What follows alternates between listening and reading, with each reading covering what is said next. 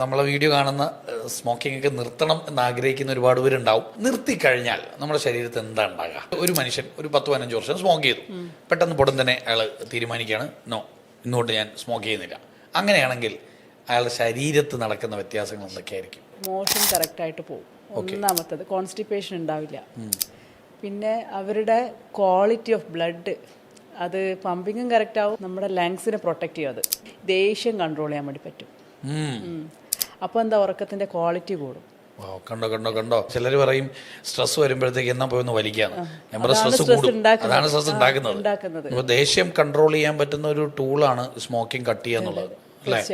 പലർക്കും ഉള്ളൊരു വലിയ പ്രശ്നമാണ്. ദാമ്പത്യ ജീവിതത്തിലേക്ക് പലരും അനുഭവിക്കുന്ന ഒരു വലിയ പ്രശ്നമാണ്. ഹസ്ബൻഡ് ആൻഡ് വൈഫ് ആർഗ്യുമെന്റ്സ് ഒക്കെ ഉണ്ടാവുന്നതിന്റെ ഒരു കാരണം സ്മോക്കിംഗ് ആയിരിക്കും. വയറും തലയായിട്ട് നല്ല ബന്ധമുണ്ട്. ഇവര് നല്ല കണക്റ്റഡ് ആണ്. ഡൈജഷൻ പ്രോപ്പർ ആയാലാണ് തിങ്കിങ് കറക്റ്റ് ആവുള്ളൂ, നമ്മുടെ സംസാരം കറക്റ്റ് ആവുള്ളൂ. നമ്മൾ കുറച്ചുകൂടെ പ്യുവർ ആയിട്ട് നമ്മുടെ ഉള്ളിൽ നിന്ന് വാക്കുകൾ പോലും വരുള്ളൂ. സത്യം, നമുക്ക് പ്രഷർ തരുവാണ് ചെയ്യുന്നത് സ്മോക്കിങ്ങിലൂടെ.